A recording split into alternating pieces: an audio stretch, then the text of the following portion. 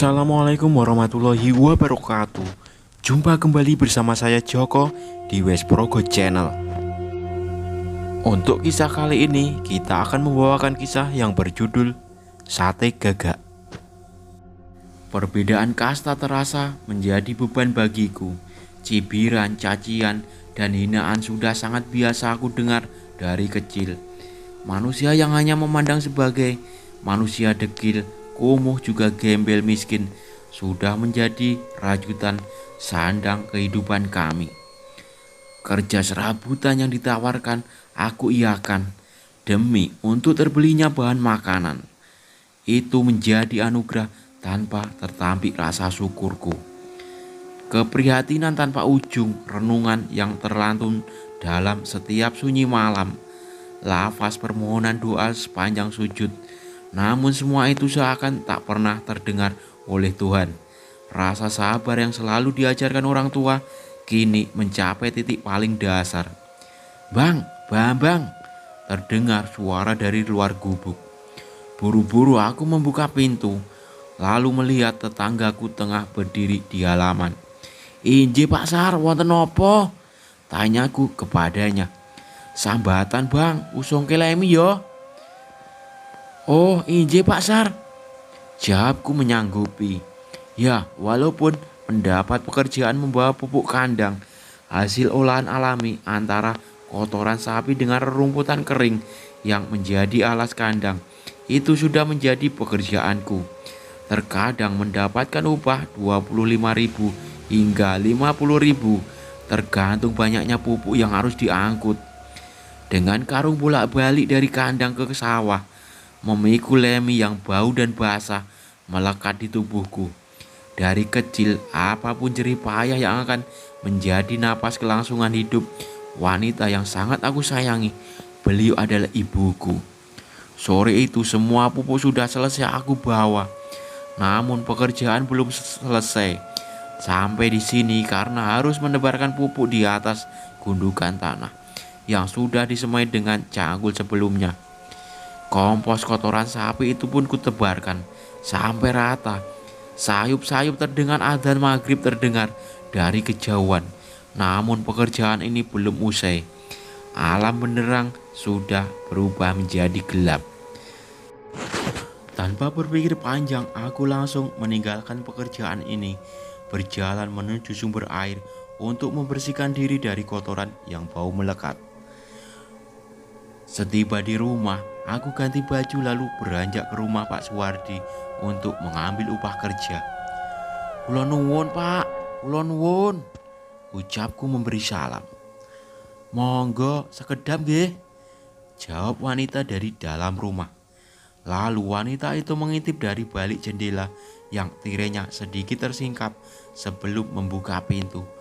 "Oh Mas Bambang, mau ambil uang ya? Sekejap nggih," kata anak gadis Pak Suwardi. "Injih Mbak Nur." Lalu gadis itu kembali masuk ke dalam. Tak lama kemudian memberikan uang 10 ribuan yang berjumlah 7 lembar. "Loh Mbak, niki kok kata sanget toh. Nopo mboten klentu Mbak Nur?" jawabku meyakinkan. "Mboten Mas, niku saking bapak 5 doso, saking kula 2 doso." "Loh, kok repot-repot toh Mbak Nur?" seruku tersenyum malu. "Mboten nopo-nopo Mas, kagem mbok Jum tumbas suruh," katanya dengan sangat lembut. "Waduh, matur nuwun sangat ya Mbak Nur," jawabku sambil berpamitan pulang. Namun malam ini rundingan gundah mulai menghampiri. Wajah gadis itu mulai membayang, mengusik khalayak yang membawa dalam kisah mustahil yang aku rasakan. Terlena membayangkan aku dengan Nur Hayati memandu kasih, berdua mengarungi bahtera rumah tangga. Sampai terdengar suara, "Bang, Bambang," suara Simbok memanggil dari dapur. Saat itu aku membayangkan lagi, namun suara panggilan itu semakin terdengar keras. "Bang, biyo bocah iki, apa wis turu ya mene?" kata Simbok yang terus memanggil. "Napa to, Mbok?" jawabku dari dalam kamar. "Madang dhisik, lagi mapan turu," katanya menyuruhku makan. Bergegas aku beranjak ke dapur lalu menikmati makan malam istimewa. Nasi putih, sayur bayam, sambal terasi, plus tempe goreng. Sungguh sangat berbeda menu malam ini. Yang biasanya nasi sayur saja, kini ditambah tempe goreng. Rasa syukur kami tidak terhingga menyambut karunia Tuhan. Hasil jerih payahku menandakan rizki malam ini. Meski dalam hati masih ada ganjalan karena pekerjaan itu belum sepenuhnya tuntas. "Mangan kok ngelamun mikir apa?" tanya si Mbok mengagetkan.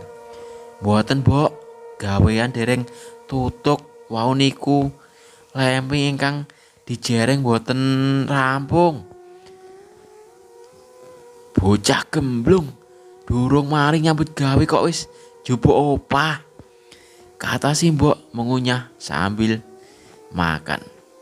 "Lah kedalon kok, Mbok," jawabku membela diri. "Esuk meruput ndang dirampungno. Mandat le aja sembrono," katanya memberi nasihat. "Injih, Mbok." Selesai makan, aku kembali masuk ke kamar, mencoba kembali menghadirkan sosok pujaan hati, Nurhayati sang primadona anganku. Jangan pernah berhenti mensyukuri nikmat, karena sekecil apapun rezeki yang dianugerahkan adalah sebuah wujud cinta kasih sang Khalik untuk mencukupi hambanya. Suara serangga malam terdengar dari pelataran luar rumah, menandakan larutnya malam ini. Namun, rasa resah masih menghampiri dengan memikirkan sang pujaan hati. Tanpa bisa tertawar lagi, memasuki ruang khayal pun aku lakukan. Menghadirkan senyumnya, matanya, wajah ayu itu, semua terangkum menjadi kendan bagiku. Apa rasa ini juga dirasakan olehnya? Andai saja iya, akan menjadi kesempurnaan cinta yang teranugerahkan pada kehidupanku.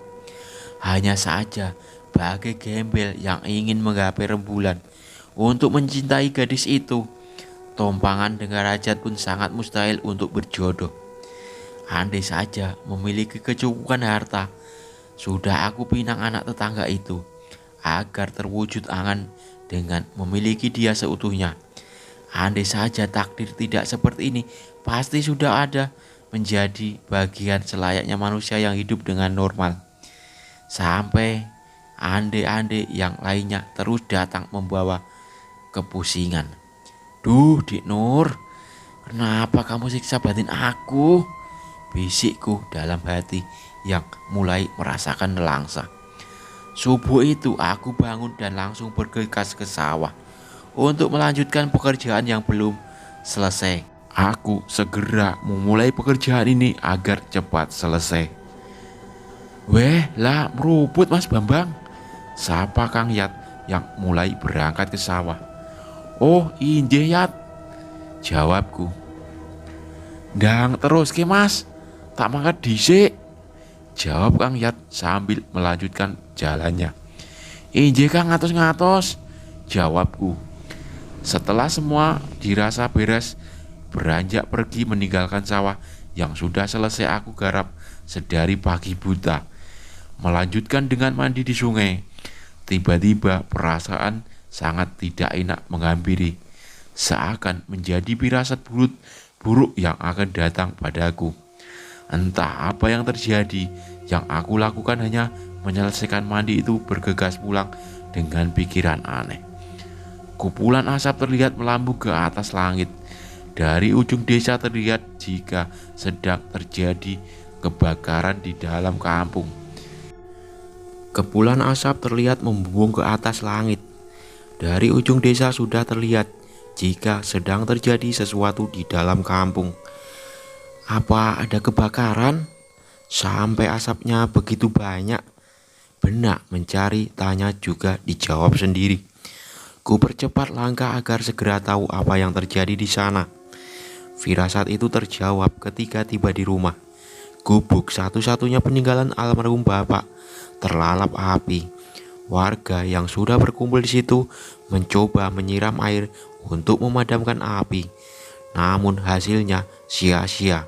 Aku mencoba menerobos kerumunan, namun ditahan. "Bang, sareh bang, bahaya," kata warga yang memegangi tubuhku.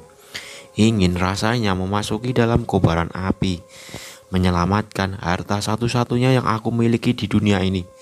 Namun semua sudah terlambat. "Simbo!" teriakku terus memanggil dengan tangis. Semakin tidak memiliki apapun di dunia ini, bahkan satu-satunya orang tua yang ada pun harus meninggal. Ratap doa kesedihan di musola menjadi saksi betapa luka hati ini tak bisa terukur lagi. Kekejaman kenyataan menagih janji kehidupan. Hanya kata pasrah dan ikhlas yang terucap dari bibir ini menghantarkan beristirahat terakhir jasad ibuku yang hangus terbakar. Beberapa warga yang menyantuniku sebagai wujud bela sungkawa. Aku terima, namun apa arti semua ini? Uang tidak mampu mengembalikan kehidupan orang yang kucinta, gubukku dan semuanya. Melangkah pergi meninggalkan desa, mengharap ada keberuntungan di depan sana dengan sedikit asa yang tersisa. Tidak lagi memandang ke belakang, hanya mengucap janji dalam hati. Suatu saat aku kembali untuk memasang nisan yang indah di atas makam ayah dan ibu.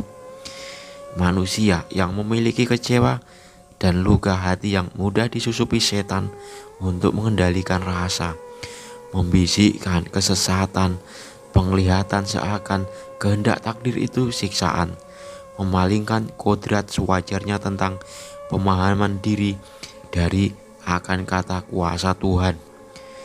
Pergi dengan berbekal kesedihan, mengharap ada obat dalam luka, mencari kesembuhan diri atas kenyataan yang pahit.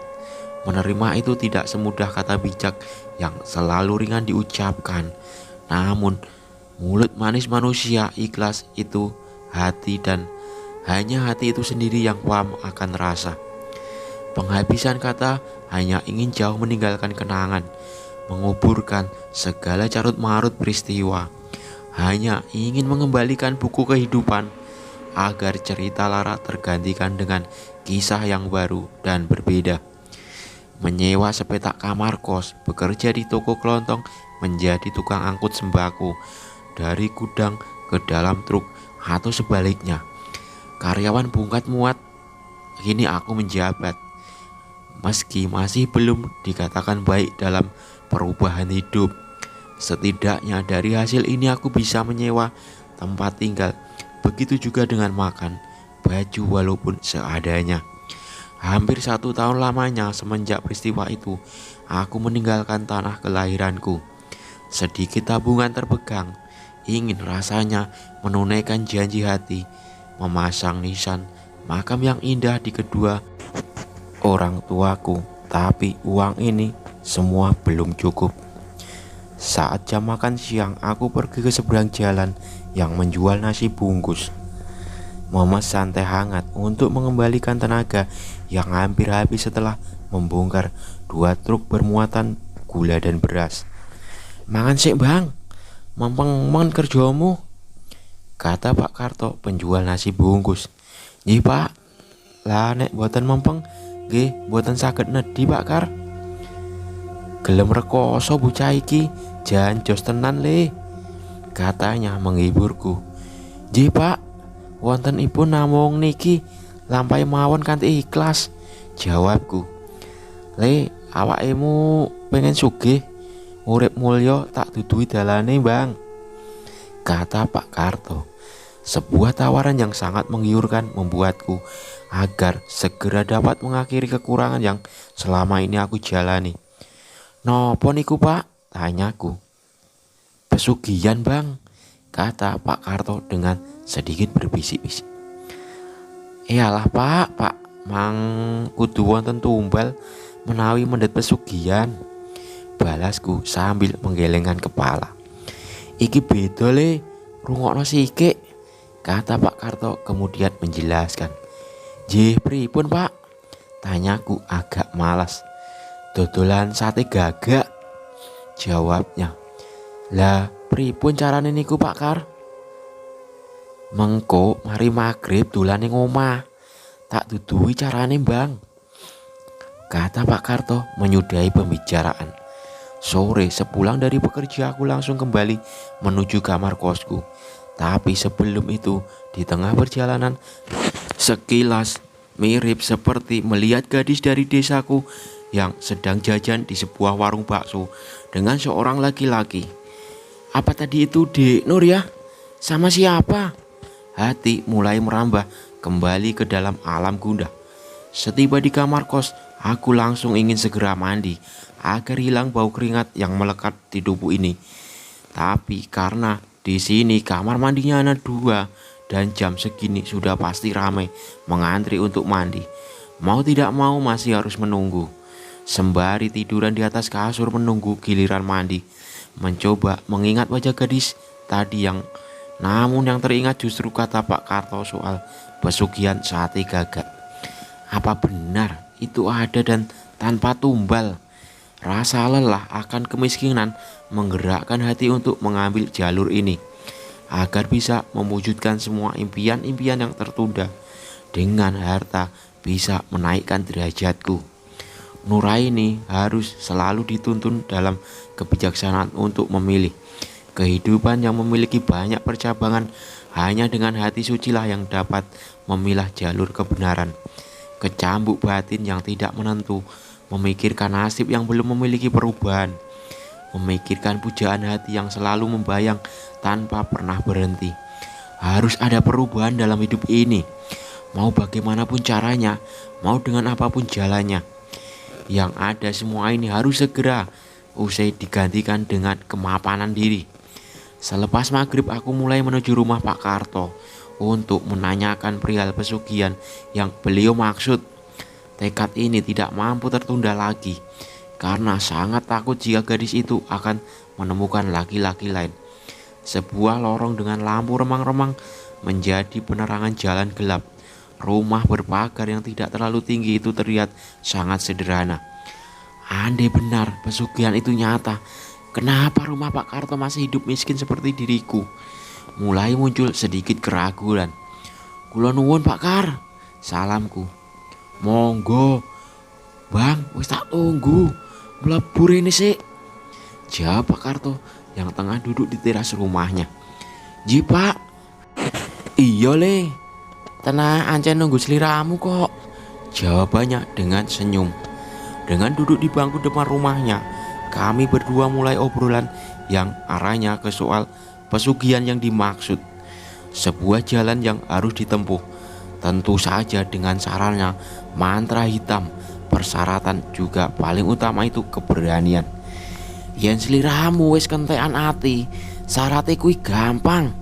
Amung gagak urip, lading, dupa, kembang setaman, areng lan tungku karo sarung.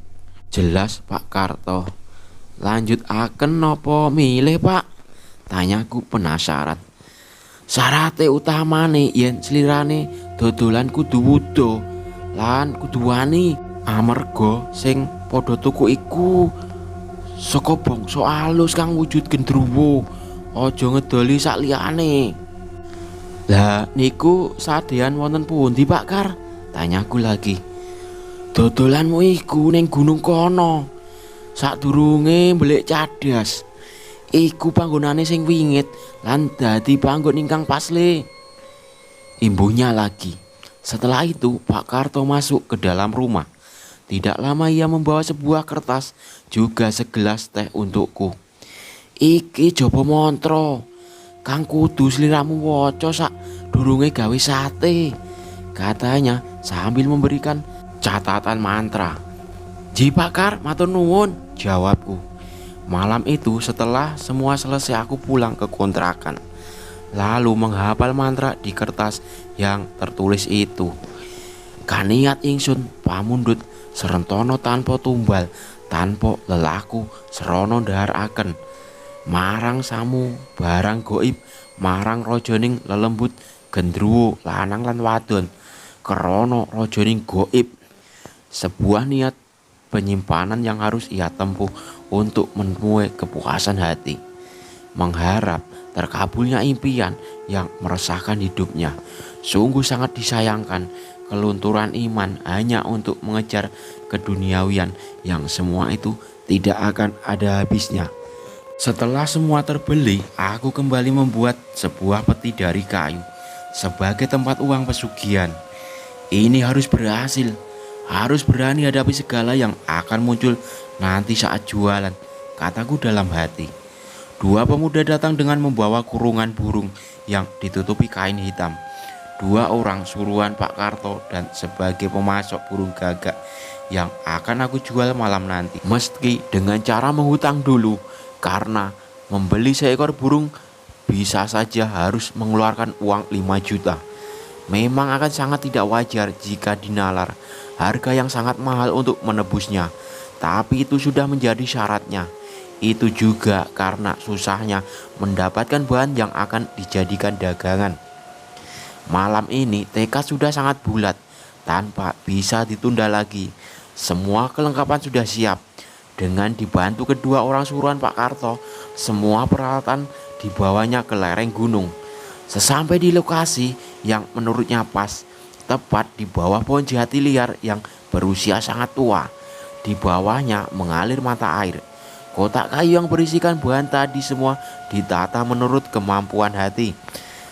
Perapian mulai aku siapkan, membakar arang di dalam tungku, menyalakan beberapa dupa di sekitaran area, juga menebarkan kembang setaman. Setelah perapian siap, aku mulai membuka kain hitam yang menutupi sangkar burung itu. Tepat pukul 1 dini hari. "Pun siap Kang, tinggal mawon ya," kataku kepada seorang pemuda suruhan Pak Karto. "Iya Mas, hati-hati, imut piwilenge Pak Kar," jawab salah seorang pemuda itu. "Iya Kang, matur nuwun," jawabku. Tak lama kemudian, langkah kedua orang itu sudah menghilang. Semua menjadi sangat sunyi. Angin berembus terasa lain. Wangi dupa seakan memanggil para dedemit. Pohon yang semula tenang kini bergerak dengan sendirinya.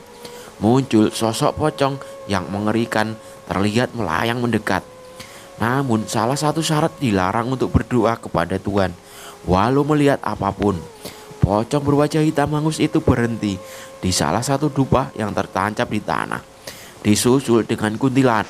Aku mencoba setenang mungkin melihat semua ini. Lalu aku membuka semua pakaian yang aku kenakan. Kemudian mengambil pisau untuk menyembelih gagak hitam. Di mangkok plastik itu menampung darah berwarna hitam pekat. Menguliti lalu mulai memotong daging gagak kecil-kecil dengan lidi yang sudah aku siapkan dan mulai menusuk membuat sate. Ketawa kuntilanak membuatku bising. Cekikikan bocah gundul itu pun sangat ramai terdengar. "Bukan kalian tujuanku," gumamku dalam hati. Lalu dari arah belakang tiba-tiba muncul nenek yang menyeramkan dengan matanya semuanya putih menepuk pundakku. "Tuku sate le, piro regane?" katanya terdengar dari mulut yang mengeluarkan belatung yang sangat banyak dan bau busuk. "Radidol, nggo kowe mbah," kataku sambil melanjutkan menusuk sate, tidak memperdulikan sosok yang memuntahkan belatung ke tubuhnya. Setelah semuanya siap, lalu aku balurkan dengan darah hitam. Dengan membaca beberapa mantra berkali-kali, mulai membakar sate gagak di atas bara tungku. Tiba-tiba suara geraman berat terdengar. Pohon jati di sebelahku bergetar kencang. Lalu muncul sosok hitam besar dengan mata merah.